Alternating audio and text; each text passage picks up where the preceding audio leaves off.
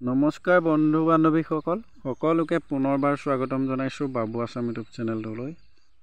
Oil IOCLত অৰ্থাৎ Indian অইলৰ ফালৰ পৰা নতুনকৈ পদ মুকলি কৰিছে। পদ মানে এপ্ৰেণ্টিছশ্বিপ আপোনালোকে যদি কৰিম বুলি ভাবিছে তেতিয়াহ'লে ইয়াৰ বাবে এপ্ৰেণ্টিছশ্বিপৰ বাবে এপ্লাই কৰিব পাৰিব। অসমৰ কাৰণে বিশেষকৈ কিমান পোষ্ট আছে মই সেইটো জনাম। এনেকৈ চাবলৈ গ'লেতো বহুত পোষ্টেই আছে আমাৰ অল ইণ্ডিয়াত IOCLৰ ফালৰ পৰা প্ৰতি বছৰে উলিয়াই। এই বছৰো তেওঁলোকৰ নটিফিকেশ্যন মুকলি কৰিলে।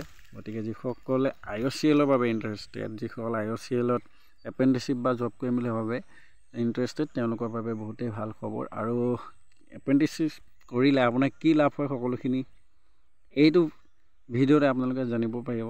আপোনালোকৰ এক্সপিৰিয়েঞ্চ হৈ যাব বুলি ভাবিব। গতিকে আজিলৈ ভিডিঅ'টো আপোনালোকে চাই থাকক আৰু চেনেলটোলৈ যদি নতুনকৈ আহিছে তেন্তে চেনেলটো ছাবস্ক্ৰাইব কৰি বেল আইকনটো প্ৰেছ কৰি দিবলৈ নাপাহৰিব, যাতে মই দিয়া ভিডিঅ'বোৰ আপুনি সকলোতকৈ সোনকালে পায়। তেন্তে আহক বন্ধুসকল ভিডিঅ'টোলৈ আগবাঢ়ো। আগতে মই অসমৰখিনিয়ে দেখাই লওঁ, যিহেতু বেলেগৰখিনি ইমান এটা প্ৰয়োজন নাই। গতিকে আপোনালোকৰ বাবে অসমৰ কিমান পোষ্ট আছে মই সেইখিনি জনাই দিবলৈ চেষ্টা কৰিম। গতিকে আপোনালোকে ভিডিঅ'টো সম্পূৰ্ণকৈ চাই থাকক। এতিয়া মণিপুৰ, মেঘালয়, মিজোৰাম, মই আছাম বিচাৰি ফুৰিছোঁ। ইয়াতে হয়তো আছাম ওলালে।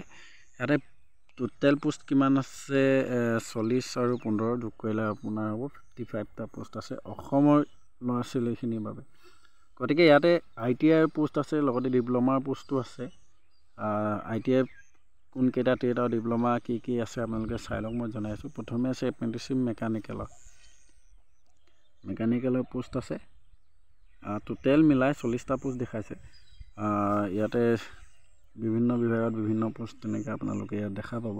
তাৰপৰা ইলেক্ট্ৰিকেলৰ কাৰণে আছে, ইনষ্ট্ৰুমেণ্টছনৰ কাৰণে আছে, লগতে চিভিলৰ ডিপ্ল'মা চিভিলৰ কাৰণে পোষ্ট আছে, লগতে ইলেক্ট্ৰিকেল এণ্ড ইলেক্ট্ৰনিক্সৰ পোষ্টটো আছে, ইলেক্ট্ৰনিক্সৰ এক্সট্ৰা আছে, লগতে ফিটাৰ আছে। ITI হয় এইখিনি ফিটাৰ, ইলেক্ট্ৰিচিয়ান, লগতে ইলেক্ট্ৰনিক মেকানিক, ইনষ্ট্ৰুমেণ্ট মেকানিক, তাৰপিছত আছিলে মেচিনিষ্টৰ কাৰণেও ইয়াত আপোনালোকৰ বাবে পোষ্ট আছে। গতিকে আপোনালোকে যিসকল আবেদন কৰিম বুলি ভাবি আছে তেওঁলোকে অতি সোনকালে আবেদন কৰি ল'ব। গতিকে IOCLত জনাৰ মতে এপ্ৰেণ্টিছশ্বিপৰ বাবে এক্সাম দিব লাগে। সেইটো কাৰণে IOCLত এপ্ৰেণ্টিছশ্বিপ কৰিবৰ কাৰণে ভাল। আপোনাৰ কোনো ধৰণৰ যিখিনি আপোনাৰ কিছুমান মানে এপ্ৰেণ্টিছশ্বিপৰ কাৰণে আমাৰ অইল হওক NGC হওক তেনেকুৱা ধৰণৰ আপোনাৰ পাৰ্চেণ্টেজ চাই, যোগ্যতা আপোনাৰ মেটাৰ নকৰে তাত, পাৰ্চেণ্টেজ মানে তেনেকুৱা ৰাখে চাই। গতিকে মই ভাবোঁ অইল NGCটো এক্সামৰ ছিষ্টেম কৰি দিব লাগে এপ্ৰেণ্টিছশ্বিপৰ বাবে। হয় তেতিয়া হয়তো বহুত ল'ৰা ছোৱালীৰ সুবিধা হ'ব, যিখিনি নেকি কিবা প্ৰব্লেমৰ কাৰণে হয়তো কাৰোবাৰ মাৰ্কশ্বিটত পাৰ্চেণ্টেজ কমি যাব পাৰে, তেওঁলোকৰ যোগ্যতা থাকিও পাৰ্চেণ্টেজ কমি যাব পাৰে, তেনেধৰণৰ কথা থাকিব পাৰে। গতিকে মানে অইলৰ আৰু NGCত তেনেকুৱা নহয়, ডাইৰেক্ট আৰু পাৰ্চেণ্টেজ যাৰ বেছি আছে সিয়ে এপ্ৰেণ্টিছশ্বিপৰ বাবে আবেদন কৰিব পাৰে, তেনেধৰণৰ কথা থাকে। গতিকে ইয়াৰ কাৰণে কি লাগিলে আপোনালোকে জানিলে। অসমৰ কাৰণে পোষ্ট আছে আৰু ইয়াৰ বাবে আপোনালোকৰ ডেট কেতিয়াৰ পৰা আছে মই সেইটো জনাই আছোঁ। আবেদন তাৰিখ, লগতে এপ্লিকেশ্যন ইন ডেট মানে একেবাৰে শেষৰ ক্ল'জ কেতিয়া হ'ব সেইখিনি জানিব পাৰিব। মই চাই আছোঁ আপোনালোকক জনাই দিম।